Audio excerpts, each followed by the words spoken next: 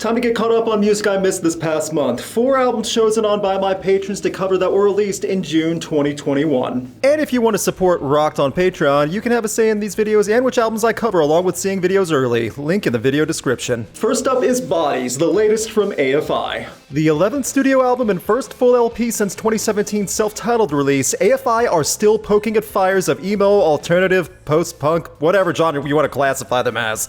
One thing's for sure, AFI definitely have built a legacy with over 20 years having the same band lineup led by Davey Havok. Bodies, running a short 36 minutes across 11 tracks, was promoted for months by releasing 2 songs at a time every few weeks. Along with that, Bodies does not have a cohesive flowing sound, rather each song feels unique and isolated amongst each other in a playthrough.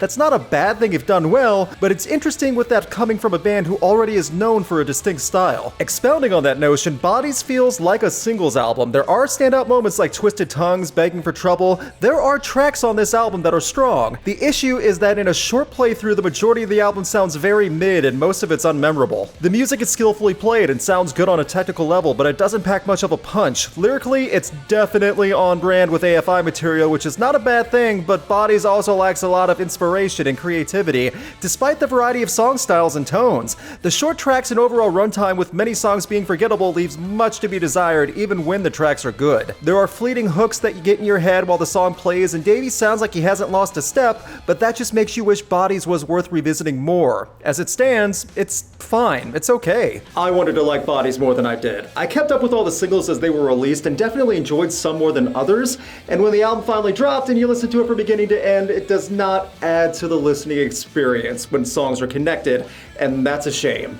Definitely not a bad song on the album, but also not much to write home about. Overall, Bodies is a serviceable album from AFI that won't upset longtime fans, but may not win over new listeners. A few moments are worth seeking out in singles, but it also might have served better as an EP, keeping the few fleeting moments of swooning music and leaving behind filler. AFI can still play, but it's hard to truly get excited about Bodies when the experience is over before it feels like it even started. Up next on the heavier side, Fear Factory with the band's 10th studio album, Aggression Continuum. It's been roughly 6 years since the last full Fear Factory album, due in part to Burton Bell leaving as the group's singer after roughly 30 years. That's a huge change up for any group. Many of Bell's vocal tracks are still on the album, however, as much of the music was recorded several years ago. Running 49 minutes across 10 tracks, Fear Factory was able to pick up the pieces, combine remnants of what was remaining, and make a heavy album worthy of their legacy. There are equal parts thrash and industrial in their metal style. The opening track, Recode, Disruptor, Fuel-Injected Suicide Machine, which is a very Fear Factory sounding title, represent many past metal bands in a good way. It's nothing mind-blowing, but some of the percussion is thunderous. Bell does not sound at his peak in some of the tracks that were recorded circa 2017, but it still works. It's not a full detractor from the music. Some of the breakdowns are massive, and even in the quieter moments, there is a feeling of impending doom because you know it won't stay peaceful for long. The first half of the album definitely feels stronger than the second, and it also sounds like the second half is churning out material that was already covered in the first half, but it does not feel out of place. Take that for what it's worth, but Fear Factory did pull through a rough time to make something complete. Fear Factory were able to not only salvage an album that took years to make, but made something unique. It's hard to say where Fear Factory will go from here, and if a new vocalist will step in sooner than later, but as for what we received in 2021, I think Aggression Continuum works through heavy rhythms that course throughout this album. Overall, Aggression Continuum may be the last chapter with Burton Bell, but also leaves on a solid note musically. As heavy as Fear Factory get, they also change things up just enough with shades of thrash and industrial working together to keep the listener engaged. Dino and company may be down in member, but as it stands now, we still have good Fear Factory music to work with. Up next, the much anticipated self-titled debut of Mammoth Wolfgang Van Halen. Wolfgang is much more than just being the son of Eddie Van Halen, and this debut is the attempt to prove all that. Before this album was released, singles from it already reached #1, which is pretty huge starting out with your own solo project considering you have massive expectations to fill from people. Running 58 minutes across 14 songs, this is a true solo album as every instrument played along with the vocals are done by Wolfgang Van Halen. The man already played bass with his family in Van Halen, and we already know he could shred, so it shouldn't be too much of a shock the man grew up in a music virtuoso playing many instruments. The standout moments are when Wolfgang has a guitar and it's going to town with a solo. He, like his father, is a guitarist first. From beginning to end, this is a guitar lover's album, but oddly enough, his voice suits everything fine. What Wolfgang has with his vocals serves the music here in a hard rock album. At parts, this is a throwback to early 2000s rock in a good way,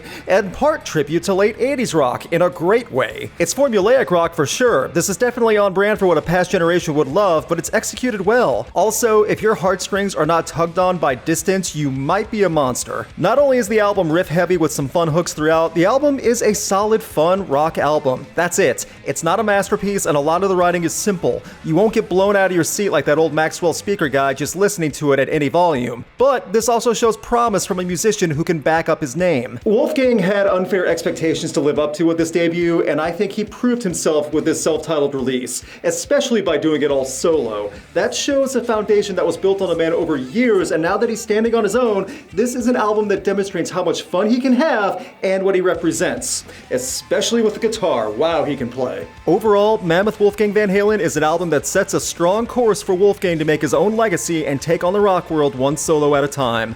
And time will tell how far everything goes, but with this fun rock vibe he has created here and the skill to wow any big-name guitarist out there, it's safe to say that this album will serve as a great first step.